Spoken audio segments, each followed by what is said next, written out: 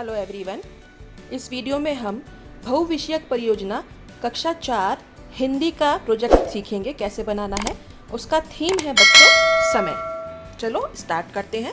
Subscribe कर देना channel को, वीडियो को लाइक करना। बहुविषयक परियोजना हिंदी कक्षा 4 के लिए हमने थीम सेलेक्ट किया है समय, यानी कि एमडीपी प्रोजेक्ट के लिए थीम है समय। कक्षा 4 के लिए है ये प्रोजेक्ट। तो पहले हम ये क्रम सूची बना लेंगे, यानी कि इंडेक्स। ये एक और नया तरीका मैंने खोजा है इंडेक्स बनाने का। इसकी फुल वीडियो मेरे चैनल पर है, आप जाकर चेक करें। पेज 1 पे क्या आएगा? शीर्षक पृष्ठ आएगा, यानी कि टाइटल पेज। इसको हम अभी कलर करेंगे। फिर पेज 2 पर आएगा प्रमाण पत्र, यानी कि सर्टिफिकेट। पेज 3 पर आएगा अभिस्वीकृति, यानी कि एक्नॉलेजमेंट।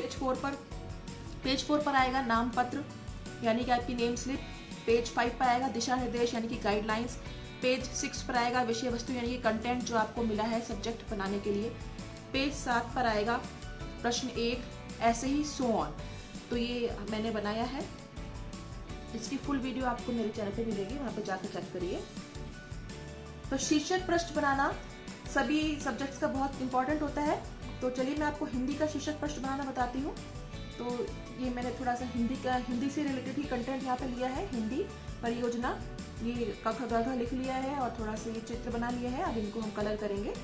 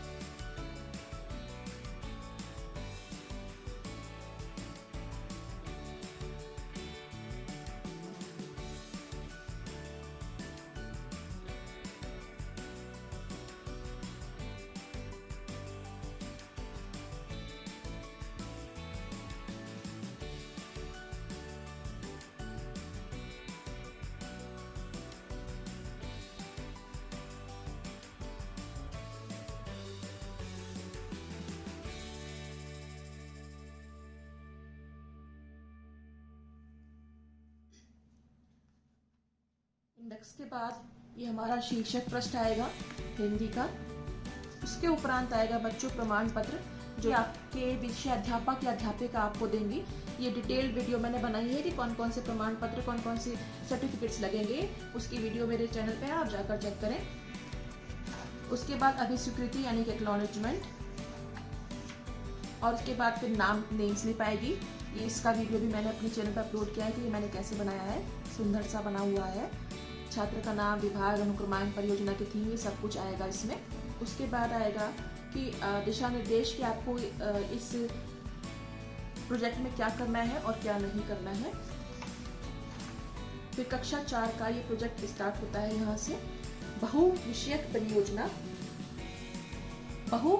परियोजना हिंदी कक्षा 4। थीम है बच्चों समय। प्रतिदिन के क्रियाकलापों की क्रमबद्ध सूची तैयार करो कि आप प्रतिदिन क्या क्या करते हो। सुबह उठते हो, कितने बजे जागते हो, फिर उसके बाद क्या करते हो, उसके बाद फिर क्या करते हो। तो 3-4 क्रियाकलाप मैंने लिखे हैं और बाकी के आप सारे लिखेंगे। पूरे दिन के क्रियाकलाप आपको लिखने हैं। जैसे 6 बजे प्रातः जागना, चित्र संबंधित चित्र चिपकाया है। 6:15 बजे प्रातः दांत साफ करना, संबंधित चित्र चिपकाया है। 6:30 बजे प्रातः नहाना, तो नहाने का चित्र चिपकाया है। प्रातः 6:30 बजे के बाद आप क्या करते हैं पूरा दिन भर, उसका पूरी सूची आपको तैयार करनी है।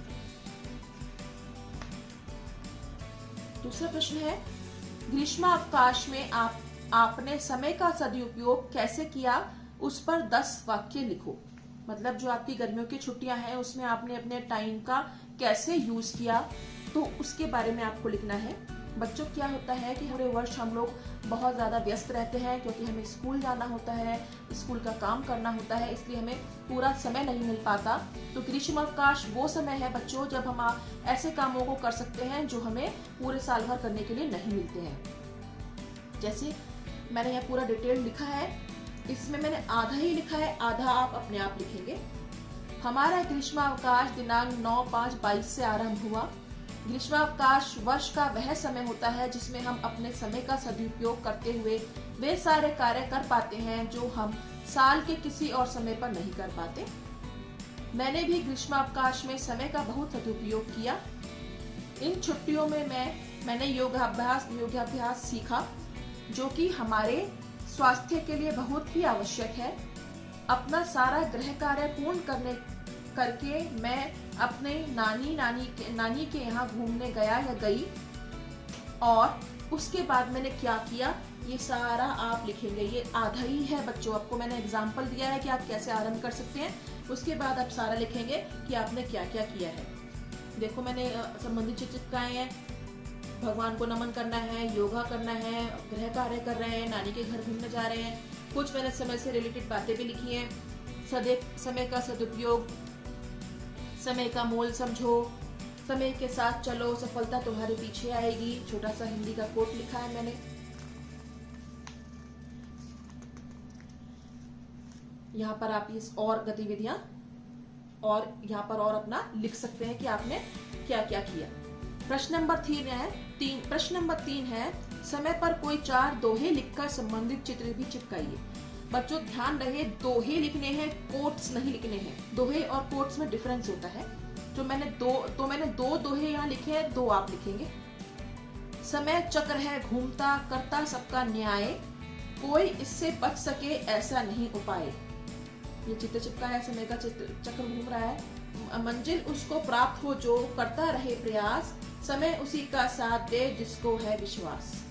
तो ये हमें मंजिल प्राप्त होती है, हम जीतते हैं हर जगह अगर हम समय का सदुपयोग करते हैं, समय को वेस्ट नहीं करते हैं, समय नहीं गंवाते हैं खाली बैठकर, तो हमें मंजिल जरूर मिलती है और हम सभी चीजों में विजयी होते हैं। ये देखिए मैंने कब चिपकाया है। समय बहुत कीमती है, इसे ना गंवाओ। समय की कीमत का पता तब चलता है जब हम इसे खो देते हैं। तो ये समय से रिलेटेड में थोड़े से कोट लिखे हैं। आपने कोट नहीं लिखने हैं, आपने दोहे लिखने हैं। यहाँ पर आप कोई और पिक्चर्स भी चिपका सकते हैं समय से रिलेटेड, पर दोहे आपने, ये जरूरी नहीं है कि यही दोहे लिखे जाए, आप कुछ और दोहे भी लिख सकते हैं। 2 मैंने लिखे हैं, 2 आप लिखेंगे। तो ये जरूरी नहीं है बच्चों कि जो मैंने चित्र चिपकाए आपको भी वैसे ही चिपकाने हैं। आप अपनी क्रिएटिविटी से इसको पूरा करेंगे। अब ये है समय का सदुपयोग करो। इसके बाद है बच्चों प्रश्न नंबर 4, हिंदी महीनों का नाम लिखिए और अंग्रेजी के महीनों में स्थिति भी बताइए। हिंदी के महीनों को 12 महीनों का आपको नाम लिखना है और अंग्रेजी में वो महीने कब कब आते हैं वो भी लिखना है। हिंदी के महीने होते हैं बच्चों चैत्र, बैशाख, ज्येष्ठ, आषाढ़, श्रावण, भाद्रपद, अश्विन, कार्तिक, मार्गशीर्ष, पौष, माघ और फाल्गुन। तो ये महीने अंग्रेजी में कब कब आते हैं वो भी लिखना है हमें।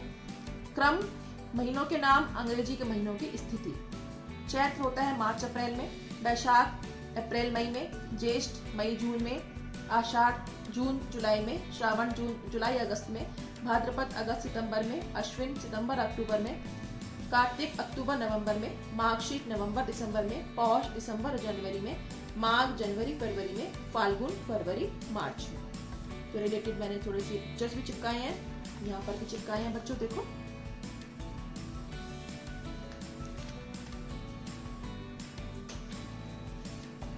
अब प्रश्न नंबर 5 है,